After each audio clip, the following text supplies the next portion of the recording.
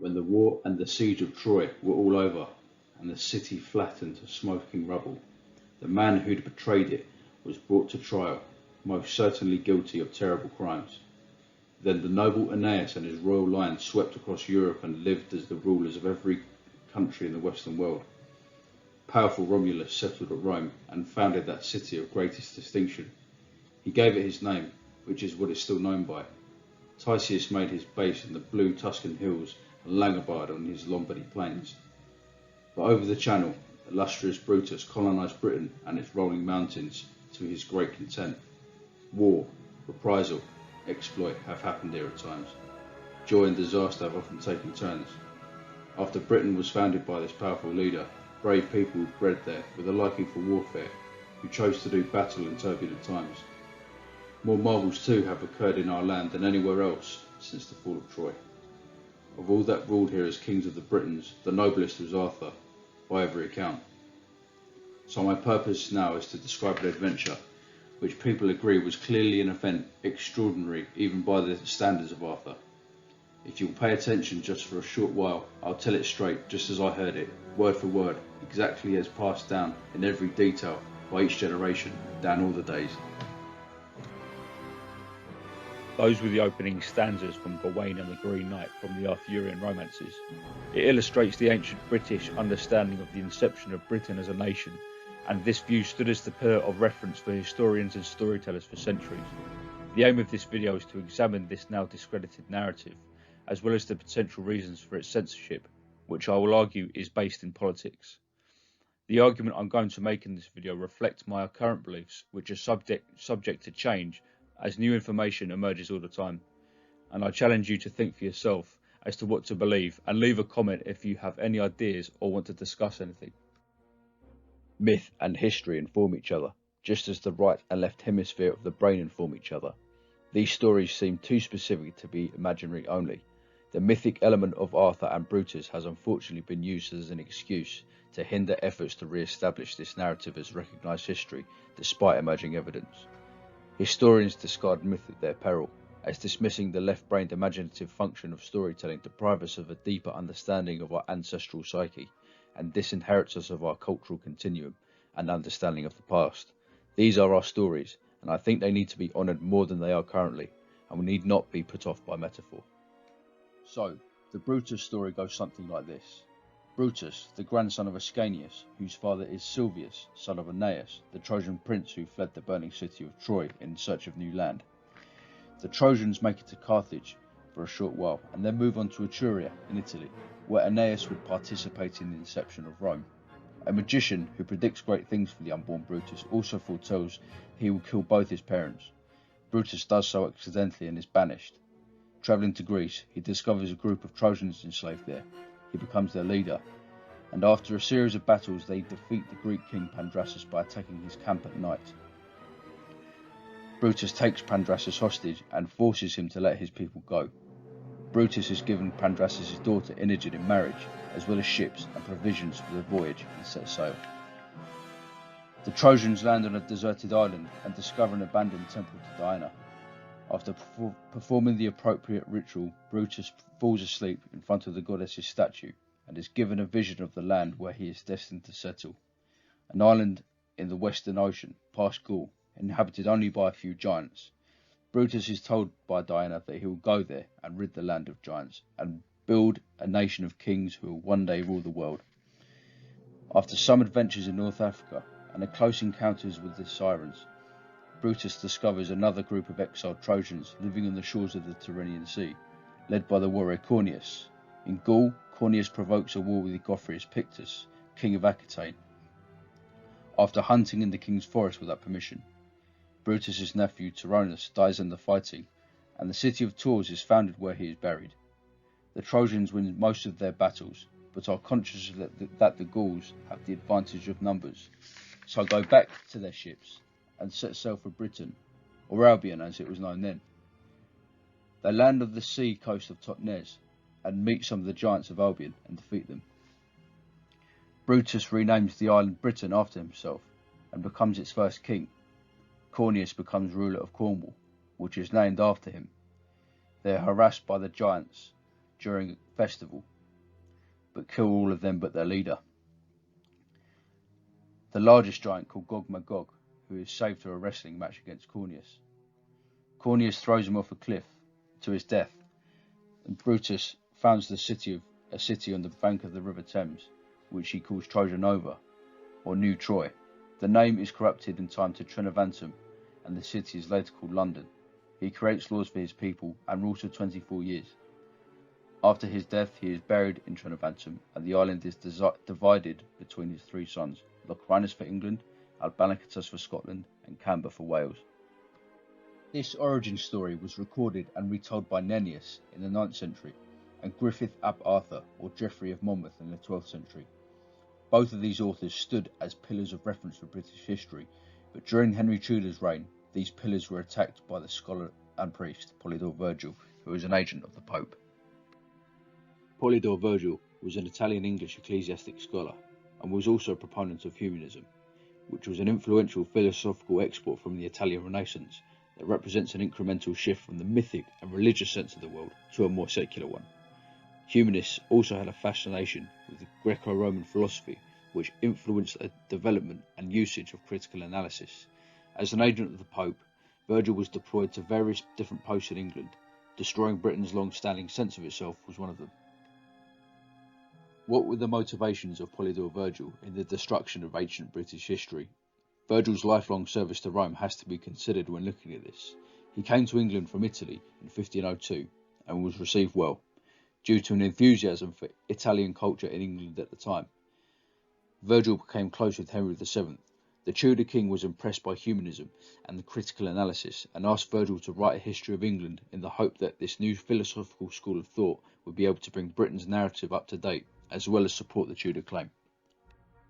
The History of the Kings of Britain by Geoffrey of Monmouth was critically attacked by Polydore Vergil, and Monmouth's work was seen as discredited, and the Trojan narrative and the historical accounts of King Arthur, as well as the history of the Apostolic Church and the presence of the Holy Family in Britain, were all confined to the realm of fairy tales. It has been argued that Virgil went on to burn other historical manuscripts which were in line with the narrative of ancient British history. Polydore wrote Anglica Historia, which became the new standard of history in England. His first criticism was to express doubt in the existence in both Arthur and Brutus, and would work to discredit their reality immediately. The mythologization of the historical figures of Arthur and Brutus, as conducted by the medieval traditionalists, can be conceivably act as the basis for their discreditation in the eyes of an early modern humanist interested in emphasizing the secular. Another motivation might be that Virgil wished to sanitize Henry of the old narrative as part of an operation to consolidate the English crown as the ultimate royal authority on the British Isles, as to safeguard the potential to be undermined by any other sons of Brutus. It is also plausible that Virgil was also interested in suppressing the narrative of the ancient British Church and the presence of Jesus and Joseph of Arimathea in Britain, so that Rome would not be undermined by this, meaning ecclesiastic power could remain in the hands of Rome and not be threatened by the return of the Brythonic kings. This places Henry VIII's break with Rome in new light.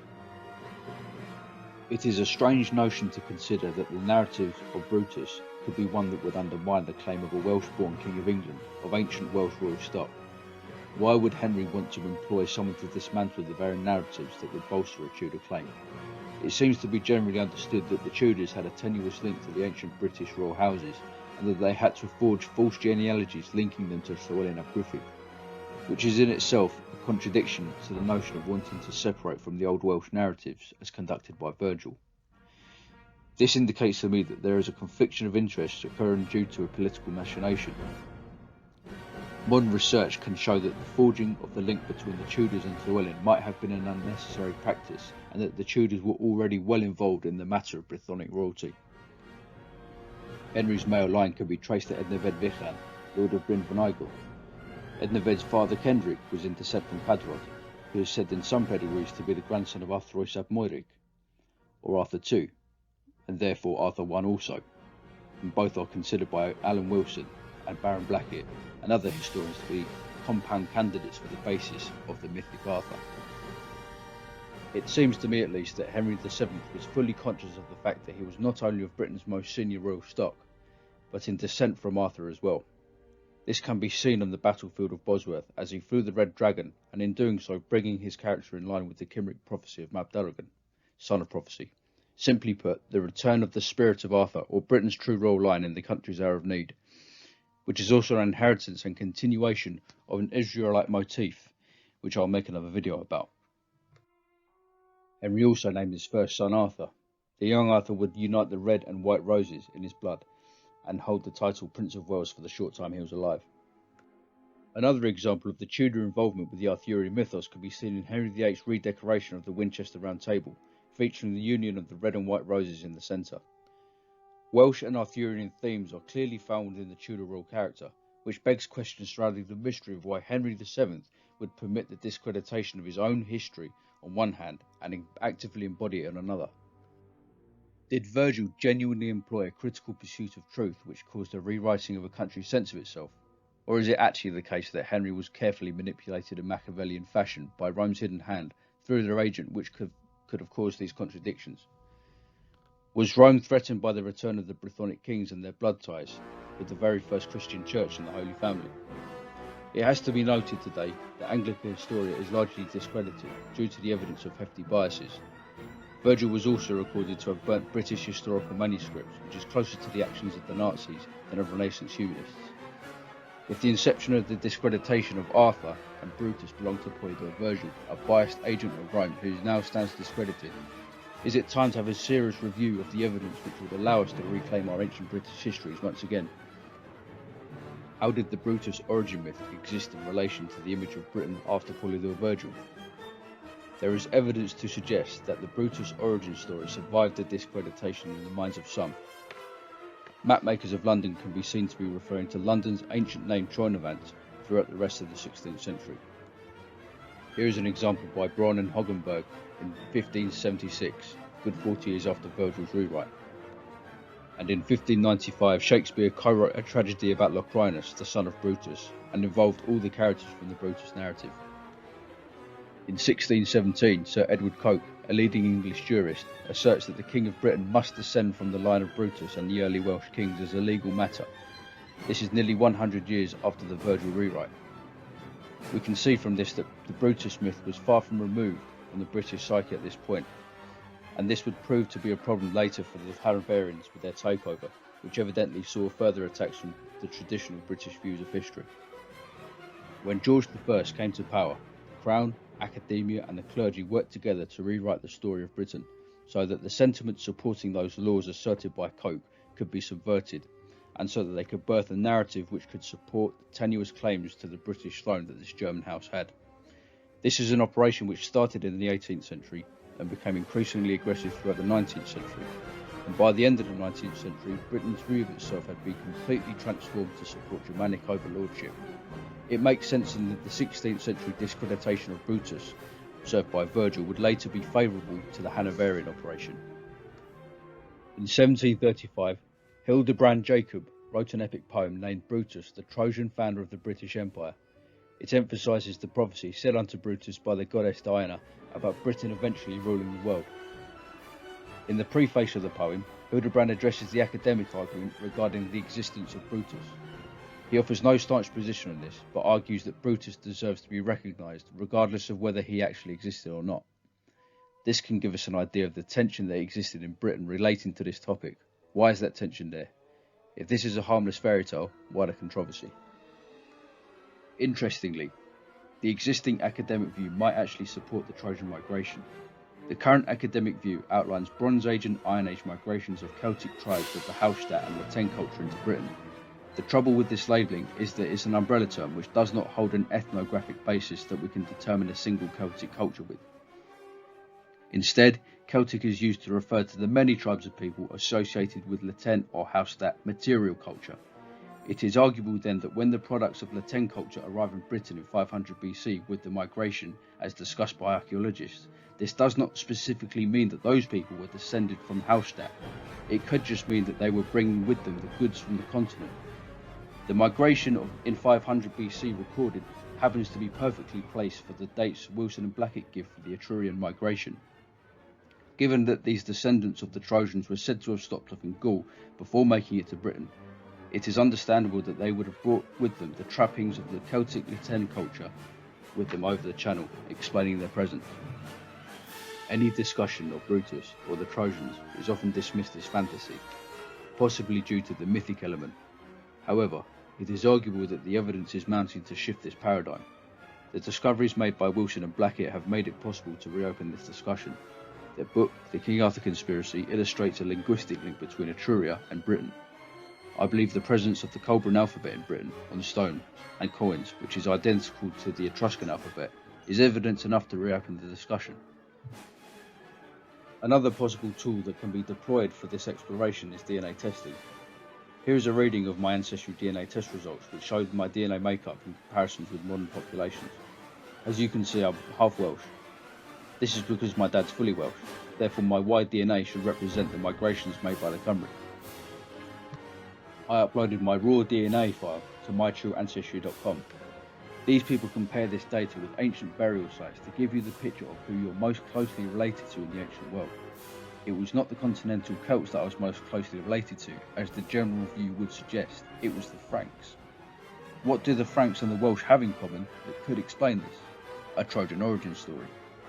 My true ancestry also told me I've got a close proximity with the Merovingian nobles, whose history is most aligned with the Trojans, as highlighted by the authors of the Holy Blood and the Holy Grail, with Francus being their origin king. Is this DNA reading further evidence of the Trojan narrative? Tell me what you think. I've been Adam Griffith, thank you for listening.